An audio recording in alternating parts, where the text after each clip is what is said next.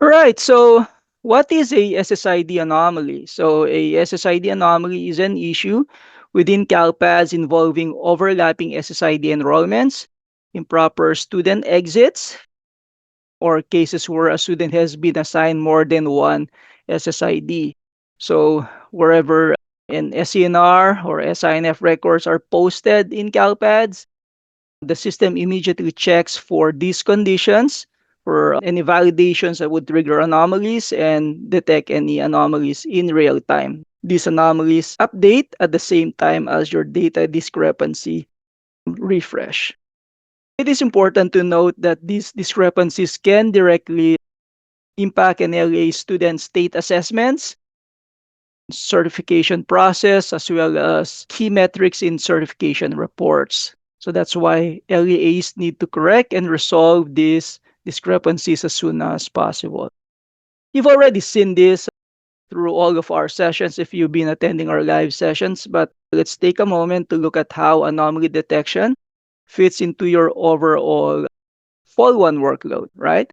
So as soon as the SCNR is posted in CalPads, right? And so you submit the file, it goes through the CalPads portal. If the file goes through without any rejections and is posted, the system immediately starts checking for specific conditions that would, trigger an anomaly. So if something doesn't line up, CalPads detect those anomalies in real time. And just like the data discrepancy processing, these anomalies are updated simultaneously, keeping everything in sync as you move through your validation process.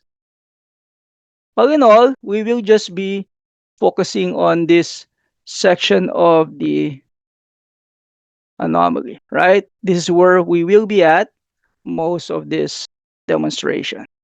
Why do we need to resolve anomalies ASAP? So majority of you resolve anomalies because you want to just maintain one SSID for a student, which is a rule in CalPADS because it creates a domino effect in terms of the workload that you will have down the road, right? So you want to maintain just one SSID for a student.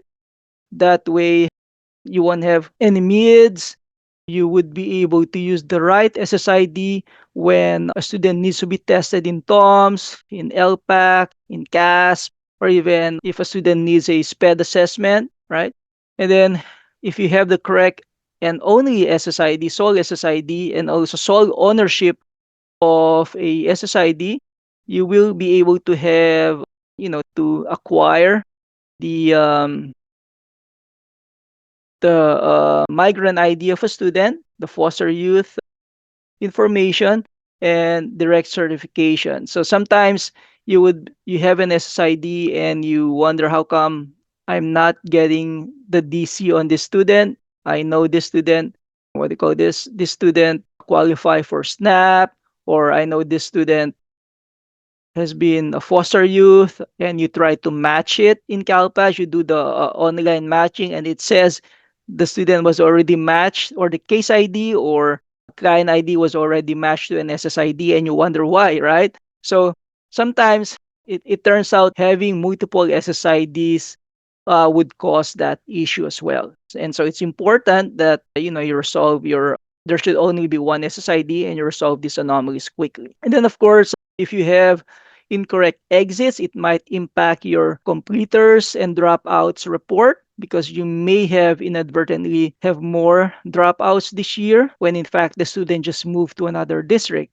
And if you see those discrepancies in CalPAS, you could probably be a good neighbor and reach out to that LEA and say, hey, we have this student, just in case you guys are wondering, right? And then, of course, the bottom line here is that maintaining a 0 or below 2% threshold for your anomaly percentage will enable you to certify your Fall 1 certification. Okay, so that's basically the cherry on top of your work, right? You essentially ensure that you don't have any ERDs, you don't have any mids and CCEs, and that would then lower your anomaly percentage to be able to certify. Right? So Your answers here basically is the same that we've discussed on this slide. So let's move on. So now we have the anomalies management kit, right? This is everything you need to successfully work on your anomalies, research, and resolve your CalPAS anomalies. So let's first start with the user roles. If if you are the assigned anomaly contact, you need to at least have, at the minimum, have these four roles. The first one is the anomaly contact role, which would allow you to be able to access the anomaly section and functionality in CalPads. You should also have a student search. That way, you would be able to search for a student and be able to see their enrollment records that are causing the anomalies, right? So it doesn't make sense to be an anomaly contact but do not have the ability to search for SSIDs. And on top of that, you should also have the SCNR edit and view roles to be able to edit the enrollment records as well as be able to view the student enrollment section in the student details. And then you should also be able to have the SINF view to be able to see all of the demographic information of that student to be able to analyze and compare if your SSID and the other SSID might have the same parent information or race and ethnicity information or birthday, right? Um, these are just the minimum roles. However, if you are doing you're managing CalPAS data, it would be nice to have all of the file type edit roles and view roles assigned to you as well, because once a SSID is merged or combined, all of the supporting data that a student has on the retired SSID will be, what do you call this, will be stacked and included in the retained SSID. So if you need to make corrections or if you need to view those information, then you could be able to do so and then be able to, request other LEAs to delete any duplicate records that might occur. Right? So that's for the user roles, and we will discuss how to add the anomaly contact role in CalPads and how to manage that as well. Right, so we have the next section, which is documentation. We have the user manual, the code sets. You have the user manual for functionality and steps on resolving MIDs. You have your code sets to determine the proper exit codes, enrollment types that you will need. And then you have your SSID enrollment procedure document, which is a really old document, but it still has important and useful tips when resolving anomalies. So that can be downloaded from the CalPAS user manual. You could go to resource, references, and look for the SSID enrollment procedure document here. Or if you are in the CalPAD system, it's this link at the bottom, right? So that document will provide you information on anomalies. You will have guidance on how to resolve concurrent enrollments between you and a charter school, concurrent enrollments that only last 1 day, concurrent enrollments or when a student leaves because of discipline. So all of those are in the SSID enrollment procedures document. If it would come up here. So if I just do control all and find, we should be able to see the anomaly section here, right? So you have your anomalies, the different topics. So this is still a useful document, even though it's how many years old? It hasn't been updated since 2019, so that was 6 years ago. All right, and then you should also know how to use the SSID match tool and SSID extract. So this is basically more as a preventive measure, right? If you are able to incorporate using the SSID match tool and SSID extract into your CalPADS upload process at the start of the year, that will help you minimize the occurrence of having multiple SSIDs generated. So you need to access this. This is in the user manual as well as in the YouTube channel if you want to watch the video. And then for data guide, you should have access to the data guide. Again, this is a pretty old document, but is still useful. And look at Appendix B. Appendix B is essentially describes when to use exits in CalPads. So it provides you different scenarios when to use and when not to use an exit code. I believe we had a question about that at the San Joaquin COE yesterday about E167, and we reference Appendix B as well as the CalPADS code sets for that. Then, of course, you have your reporting data for student disabilities. So, if you have students who are SPED, then it is important to know when to use primary enrollment 10 versus non-ADA enrollment type 50, because that would really help out when you have occurrences of CCEs. Maybe the student should have not even been reported with a 10, or you should be able to know who should report the student to begin with, right? Maybe you're an LEA and you reported and you have a COE who provides service for your students. You end up reporting your primary enrollment, they end up reporting their primary enrollment because they're the one providing the services, and now you both have a CCE. So that could be avoided if you know who should be reporting the student in CalPads, right? And then, of course, you have your LA contact list. So your LA contact list, your anomaly contacts can be determined through the anomaly contact school module, which I will show during the demo. And then, of course, the CCE, the CC's LA contact lookup. That's a mouthful. So if you go to our CC's website, you should be able to also find a CalPads contact here. So let's say ABC. Right? So if you have a CCE and the folks in the anomaly contact page hasn't been responding, you could you could probably reach out or check if there are additional contact persons by going to this contact page.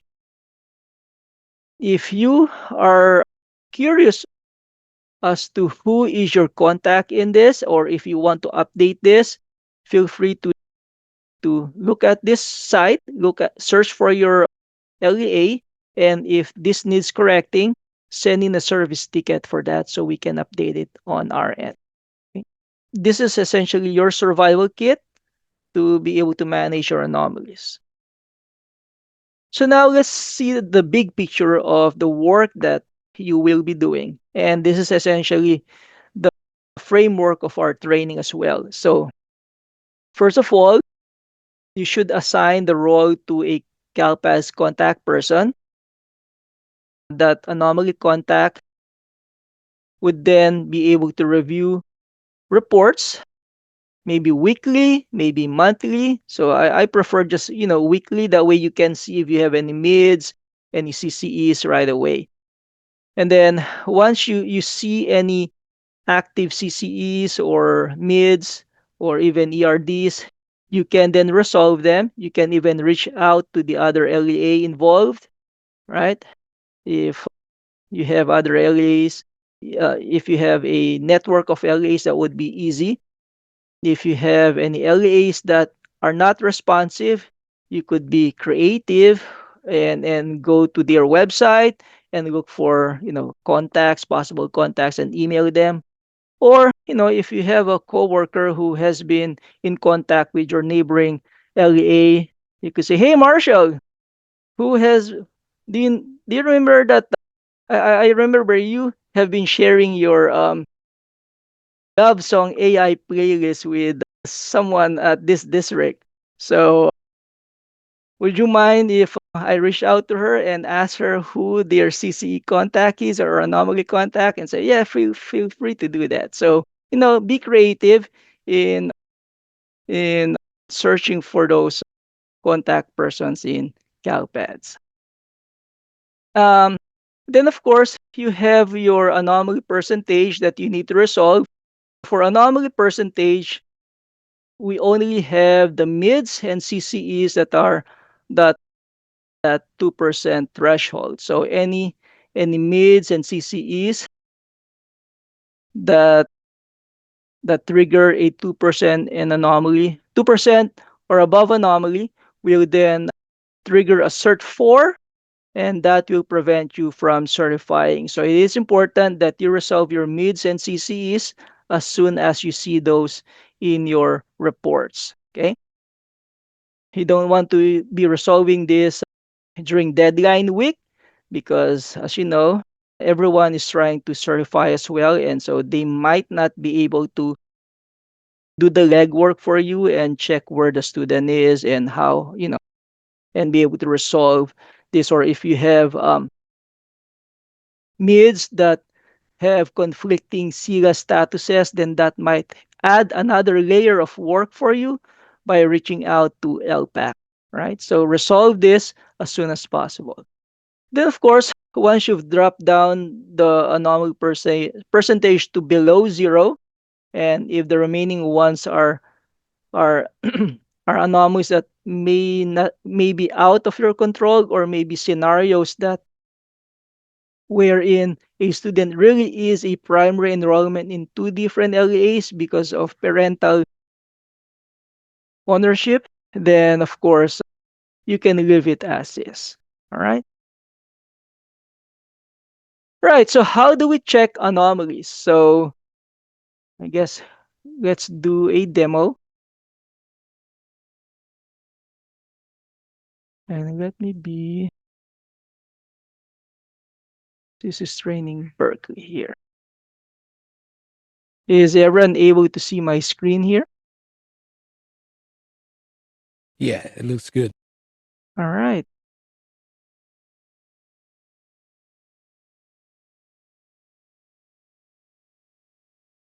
Okay, so if you have the anomaly contact role, you should be able to see this, the anomaly status, and be able to access this part here, the anomaly management. So there are three ways to see if you have any anomalies. Number one is at the home page. If you click on anomaly status, you should be able to see the current year anomaly. So I have 37.5%, which is high. So if I click on this, it will bring up the anomaly status report.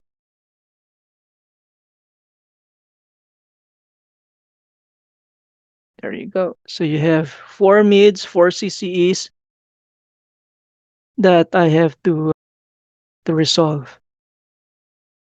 Alternatively, you could just go to online maintenance, anomalies management, and go to each of these sections here, right? Or even go to the anomaly status report here. So if you go to multiple identifiers, you should be able to see the default list that you have here for mids, for CCEs, and for ERDs. Okay? Bear in mind that it will default to 25, 26. However, you already have the ability to see any possible anomalies for 26, 27 based on the different calendar dates here. Okay. Right. So that's how to see if you have any anomalies in CalPads.